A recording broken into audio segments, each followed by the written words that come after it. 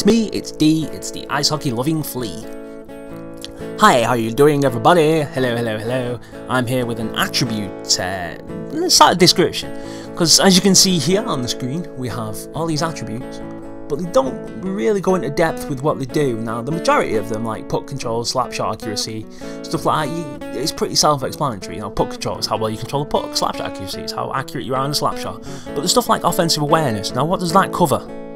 But it doesn't say it, does it? It doesn't say it anywhere, there's no description of it. So I figured I'll make a little video and I'll just go through what each one are. Now, I've done some digging, made some notes, all prepared. So yeah. So let's start with offense and let's start with deking. Now, the higher that your deking attribute is, the more effective loose puck dekes become, and the more accurate that you can shoot after you've deked. So you know the L1 or LB one-touch deke? It's how accurate you are when you do one of those, and how likely you are to sort of lose control of one. So you could do a deke and then bang, hit a quick shot. That's what that is. That's what the rating covers. Okie dokie. Next we have hand-eye. Now, again, that's another one where you're like, hand-eye, what's that? Hand-eye coordination, is that, what's that for? Well, hand-eye coordination, it affects your deflections. So, if somebody fires a puck at you, you can deflect it into the net. It affects how often you bat the puck. So, you know when you raise the puck up and you dink it out of the zone. It's how accurate you are with your one-timers. And it's how good you are at, you know when your player charges up a pass and you fire that pass and it's super fast and it goes towards somebody else. It's how accurate you are at receiving that pass. So say if I was to be the centre and I fire a super hard pass by mistake to my right winger.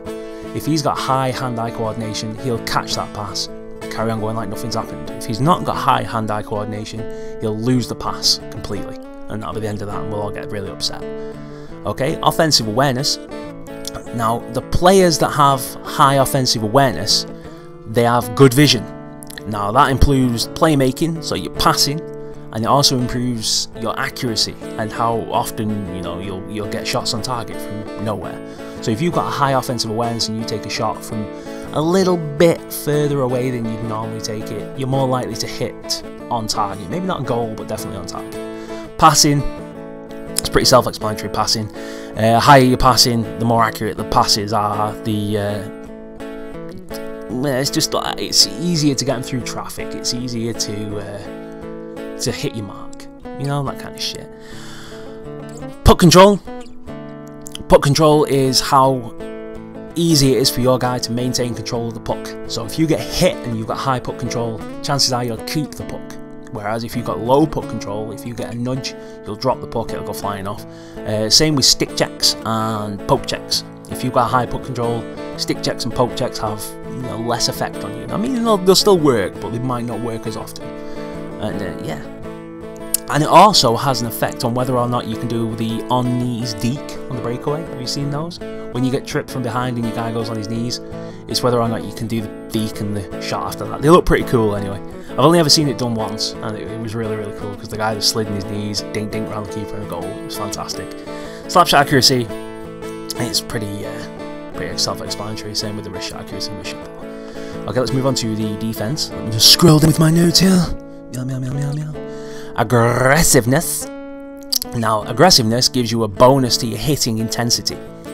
Now, if you hit somebody with a massive hit, it reduces your opponent's shot quality, the pass accuracy, and it lowers their aggression as well. So if you give someone a massive hit, it sort of stuns them and startles them a bit, makes their stats go down a little. So all the massive hits that your friends are throwing out and you're like, oh, what are you doing that for? They do actually have a point. So, yeah. Body checking, another self-explanatory one. It's big body checks. So yeah, if you combine aggressiveness with body checking and start banging people around, their shooting stats are going to go down. They're going to start getting a little bit bitchy. And, you know, it's all good. Plus, you're going to injure them, which is always nice. Defensive awareness, a lot like offensive awareness, but for the defense. Yeah, no, I'm joking.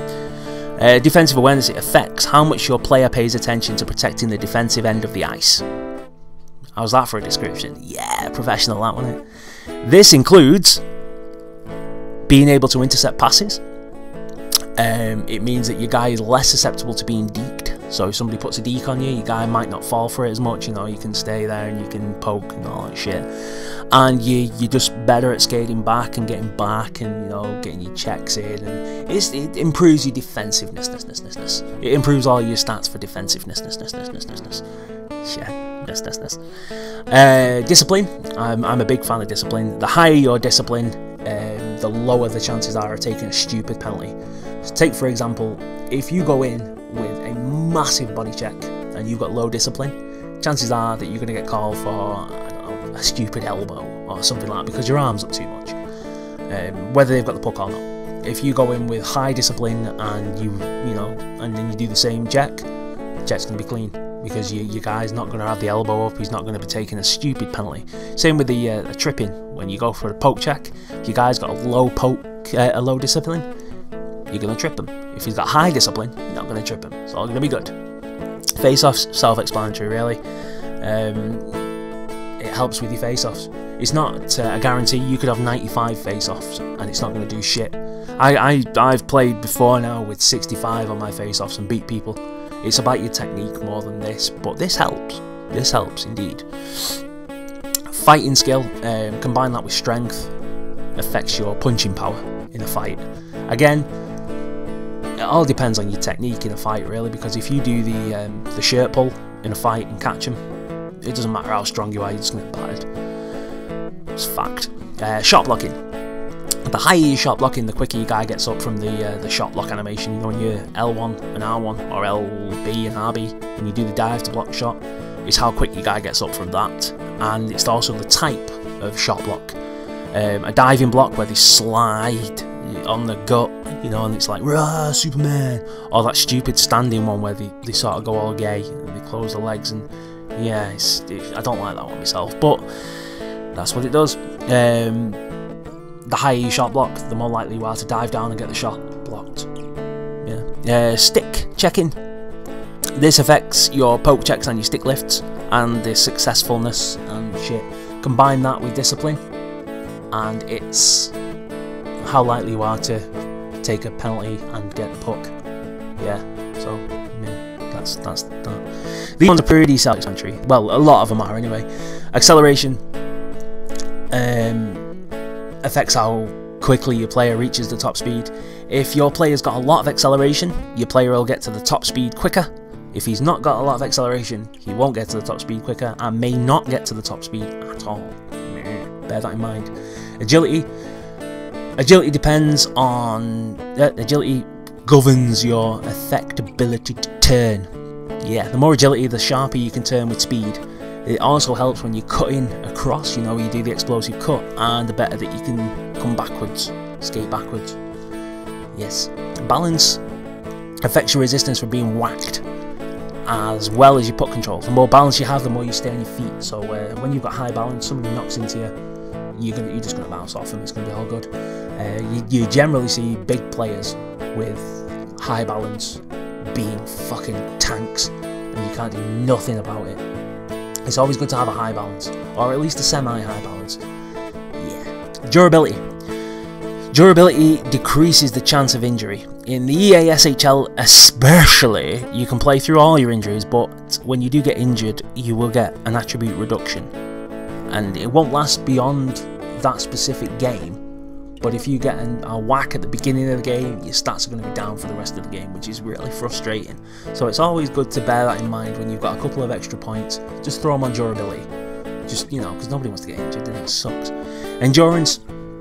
This determines the rate at which your player recovers energy when you're not skating with high effort. So when you're gliding and shit.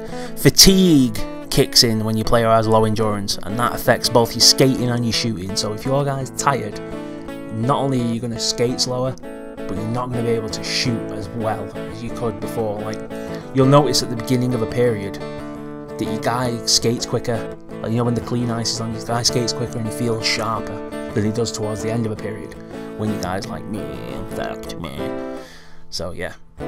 Speed is your top speed. Okay? This is your top speed. This isn't the speed that you reach the top speed. This is just how fast your guy can go when he hits his top level. You have to combine this with acceleration to make sure you get there quick. So if you've got 90 speed, 65 acceleration, you're going to be slow to get there. But then when you get there, you're going to be really fast. A bit like Cooper from, not Cooper, what's it called? Bowser from Mario Kart. Remember the original Mario Kart? He was super slow off the map, but when he got there to the top, he was a fucking beast. That kind of shit. Now,